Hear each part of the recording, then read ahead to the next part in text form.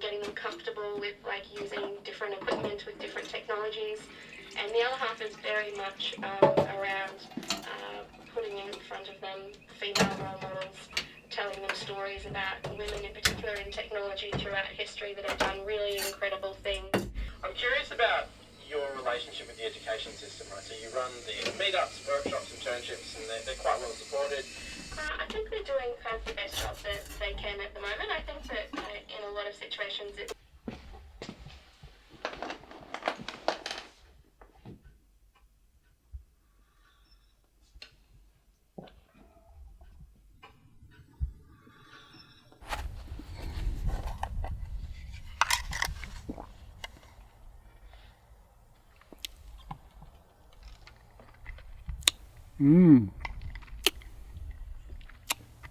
That's my nicotine hit for the next 20 minutes.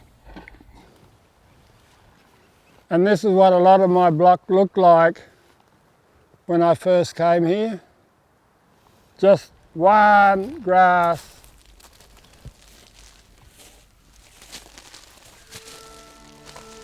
Yeah, this is a ghost gun.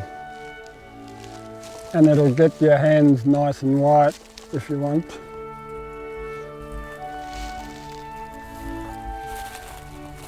This is the baby. This tree is now showing off.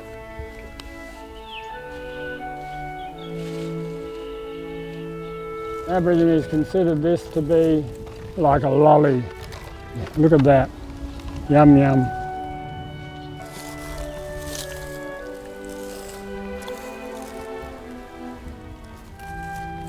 See, I was brought up by Aboriginal and they embedded in me a love for the country. And therefore, I sort of feel that if I go away from my country, the plants won't grow as well because they'll be missing me. And I'll be missing them, of course. One day I got a job as a stock inspector. The young vet friend of mine came and visited me out bush and he said, "What are you doing reading Scientific American?" Stock inspectors don't read Scientific American, they read Playboy magazine. And he said, "But you're interested in animals?" I said, "Yeah." He said, "Well, you could become a zoologist." And I said, "What's that?" "Someone who studies animals." And I said, "You get paid to do that?" "Right, I'm going to be in that." So this was my little house for a while and it's now falling to pieces.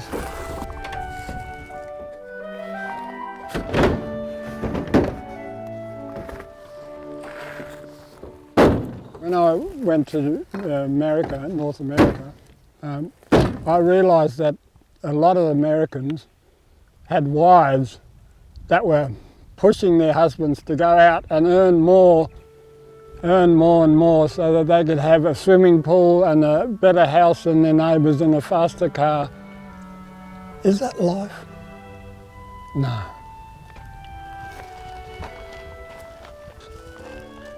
Life is being able to find lovely bush tucker like this and loving the plants that produced it for you and knowing that you're connected to them.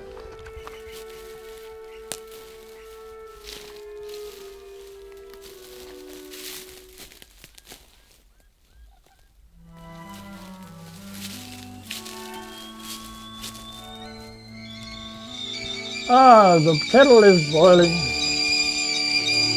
so we must make the tea. But first we must warm the pot. It's no good putting tea into a cold pot. And in go the leaves, and in goes the water, and we have green tea.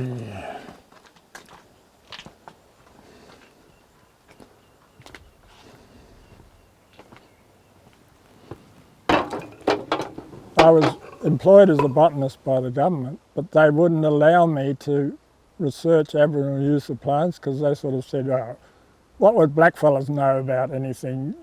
If you're going to do that, you've got to do it in your spare time." So I ended up spending a lot of late nights writing up my information for my book, and that helped to break up my marriage. And that affected me badly because I had 3 beautiful sons with my wife. I was pretty low at that stage, but luckily I was getting paid to go out bush and work in the bush. This block was devastated. The expert came along and said, oh, it's reached the point of no return. It can never recover to back what it was. And the country came back. Unbelievable. If anyone had said that in 15 years I could change a devastated landscape into a healthy one, I'd have said, no, it's impossible. It would take 50 years. The country gives you back. And the birds, you hear the birds singing and saying thank you.